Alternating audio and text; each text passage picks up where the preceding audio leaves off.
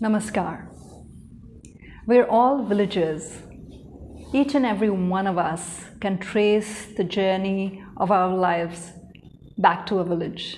Our cities are filled with people who left villages in search of opportunities for themselves and for their children. We may stand tall today in a city, but our roots are in our villages. A village still is the foundation of our country. And I believe if that foundation is strong, our nation will flourish. If we let that foundation weaken, all the benefits we enjoy here will slowly but surely disappear. It is with this belief that I went back to my village soda. It is why I do what I do, as little as it may be. But it's why I sleep well, knowing that I'm trying to make a village-sized dent in the universe. 12 years ago, Soda had suffered one of its worst droughts in memory. Animal carcasses were everywhere, dead from starvation and thirst. And with all groundwater declared unsafe even for the purpose of irrigation, the village and the people who lived there were only staring down the barrel. When I went back, I quickly realized I had to stay. The small donation, the pat on the back, the call me if you need anything, I realized just wasn't going to be enough. Good intentions are good, but not enough. So I decided to roll up my sleeves and got to work. I wasn't just fighting against the ravages of a drought. I realized I was fighting to bring a community together. And I couldn't do that as an outsider. I couldn't do that as a visitor or even as a well-intentioned resident. I realized I had to lead from the front. And so I fought the Panchayat elections and became Sarpanch in 2010. I served as a Panchayat leader for 10 years, and my experience taught me a few things that I would like to share with you all today. Sustainable development, real transformational growth that changes lives can only be brought about by those who know the reality of life in our villages. I cannot emphasize enough how important it is to begin working at the grassroots, irrespective of which sector one chooses to eventually venture into. We all need to sensitize ourselves about the grassroots reality. It is only then that we will be able to bring about the kind of sustainable development that is needed to change the face of our nation. And I do believe it can be fun. One of the many benefits of working at the grassroots level is the involvement and engagement from everyone in the community, beginning with the elections itself. The Panchayat elections are often an endearing experience because of the participation of every individual. I have not seen the kind of fervor or excitement in constituents like I have seen during the Panchayat elections. Every individual, including children, participate with full enthusiasm in the hope that the new leader that they're choosing will bring them the change they wish to see. And rightfully so, because this is the only level where the actual execution of development projects can be personally monitored to ensure it is carried out as envisioned, the quality maintained, and funds appropriately spent. Of course, all of that is possible only when someone with the right intent chooses to effectively be part of that process. While I did swim against the tide pretty much all of the 10 years, I also realized that it really is not that difficult to fix the challenges in our villages. Smallest interventions can reap huge benefits, which are really very easily visible in a village. What people need to recognize is pretty much this, and the fact that luckily, even today, I feel that most of our villages provide us a fairly clean canvas to paint beautifully upon. But for that to happen, people with varied expertise need to come together to help do so. Anyone alone, even as a village leader, cannot do justice to that painting with one's limited expertise. While I personally was aware of the issues of the village, I actually began my journey by listening and interacting with people from each and every household. I wished to understand what their needs and priorities were. And if it weren't for that and the drought, I honestly would not have known where to begin work from, because every single aspect in the village needed attention. And with that began my journey as a Sarpanch that taught me the many shared challenges of panchayats across the country. In 2010, Soda had a population of about 7,000 people, and we were allocated funds of rupees 20 lakhs from the central government and the state government for the entire year. Of this 20 lakh, the central government had already allocated half of it to spend on constructing a public building. So what was I starting with? I was starting with a budget of 10 lakh rupees for the entire year for everything.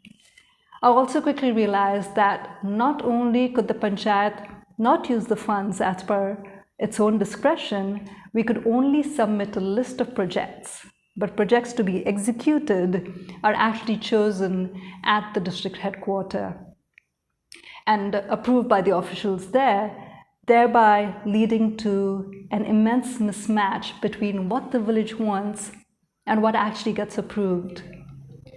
Funding is actually not as easily available nor as easily sanctioned as people may think. It at least definitely wasn't in our district.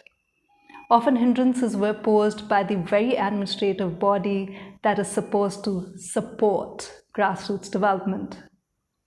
In addition to those challenges, there is also a lack of expertise leading to very poor interventions in the development process carried out in villages.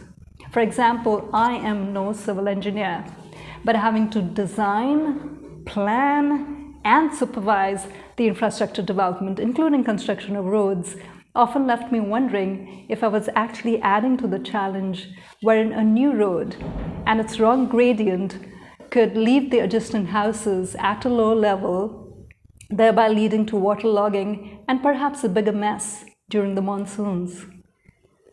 In such challenges is where I really believe that intervention and the expertise of people from within our societies needs to come forth. And as if these challenges weren't enough, there's also a very basic skew in the very structure of the panchayat.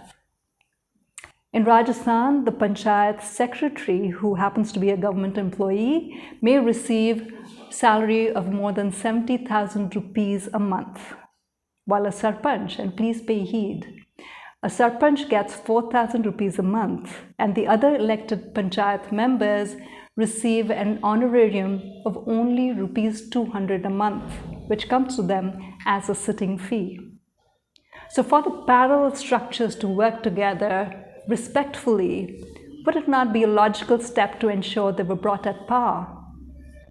Caste, literacy, and gender discrimination further distorts that structure. Let me give you another example. We had to desilt our lifeline, the village reservoir, which was our only source of potable water. But even in the 21st century, unfortunately, the government prohibits spending money on machinery for the purpose of rural development, because of which we could not use earth movers to excavate the reservoir so it could harvest rainwater, nor did we have any money to hire any machinery directly.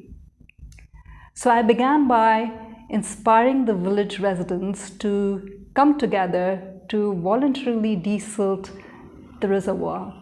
I ran pillar to post from February through May 2010, when even private companies denied support and our district has no industries, thereby leaving me with no option but to turn to my own.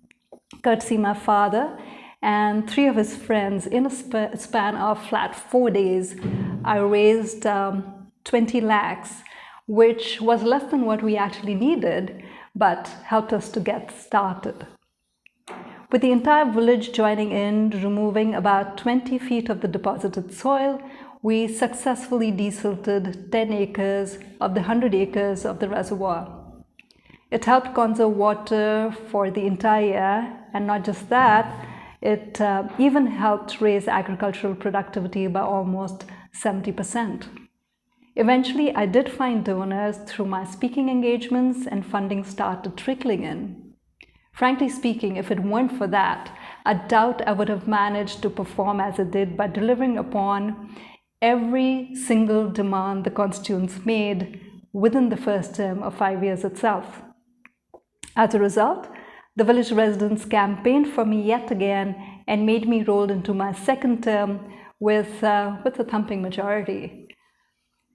We're often made to believe that it's very challenging to work in villages because of the village politics, the constant opposition, and so many nitty-gritties involved that come in the way of doing real work. But my experiences of working as a Sarpanch has made me believe a little differently. A village resident who takes pride in being my opposition had, for example, at the end of my first term told me that while he continued to remain in the opposition, within our own village, he would therefore never speak anything nice about me. But he also did say that while visiting other villages outside of our panchayats, he would proudly state that the work I had done in a span of 5 years, no minister had ever done, even in a span of 50 years. So how did I manage to deliver despite all that? Through dialogues, through creativity, inclusiveness, a lot of humor, perseverance, a deep conviction in myself and my ideas, and also, of course, by beginning to reach out outside of the government to seek support and help. I personally did not wish to reinvent the wheel, but be the one bringing together experts from different sectors and be seen as an agent in the village that connects the dots and bridges the gap between the government as well as the non-government sectors and the village residents. The idea has been to create a model village in the true sense, and local champions who could help scale up the development work, even if it meant beginning with just one village at a time, and build a momentum that could inspire more people like you and I to help villages and speed up that process of development that we all wish to see across our country. It is often easier to start something new towards bringing the change as compared to working towards finishing it. In our country, what often seems to happen in the development sector is that various plans are made, schemes are launched, but we don't see the end result like we would wish to, or not in the shape that it was initially planned. I've also observed that more often than not, projects are abandoned and people move on to trying something new rather than finishing what they started. Many, unfortunately, are also left completely disheartened. We as citizens of the nation need to participate and even question and bring to the forefront the grassroots realities. Till we do not start asking those pertinent questions and demand the development, it is not likely to be visible. So let's come together as a collective force to make that change happen. There are a lot of possibilities for us to begin this journey. For example, we can all volunteer in various capacities. We can contribute by setting up groups and reaching out in the villages. We can make it mandatory for our students, starting at the very school level itself, to incorporate a field visit with, say, a project in mind, as a high school geography, or as a bunch of high school geography students from Jaipur did, by conducting a joint survey of a hamlet with our village youth, and learned a thing or two from the local patwari, who is the one who maintains the land records in a panchayat as well. College students, I believe, too, should do a part of their internship in villages, because I feel this is the only way that we can blur the divide that exists between the urban and rural, and hopefully bridge that divide permanently.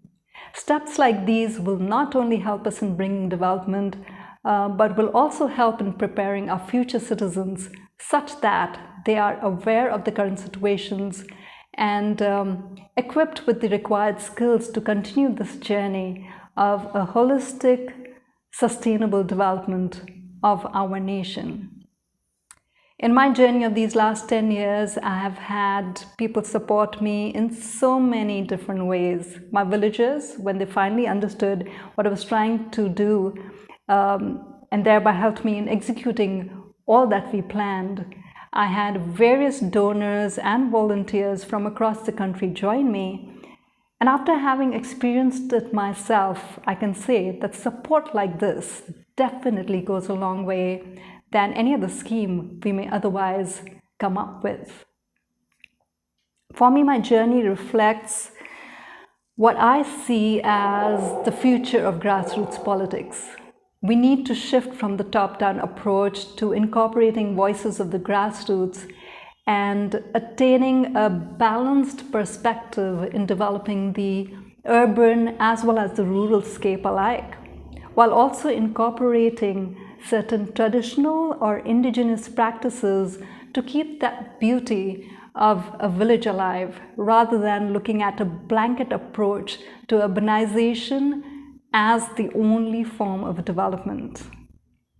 I firmly believe that if we involve the people from the communities who we are working for, their participation and support will be much more, be it at the micro level or even at the macro. One does not need to necessarily become a Sarpanch, as I did, or work in a panchayat to create that impact which is needed. We can all get involved by contributing whichever way we possibly can, be it with our time, our skills, or expertise. We can involve students who will find immense opportunities to learn, and of course, as most of you would know, even get credits, especially good for those wishing to study abroad. Social entrepreneurs and startups can create social impact and pay it forward to our society, creating a win-win for everybody. With that, I invite you all to take a trip back to our villages and find ways to build a stronger nation together. Thank you.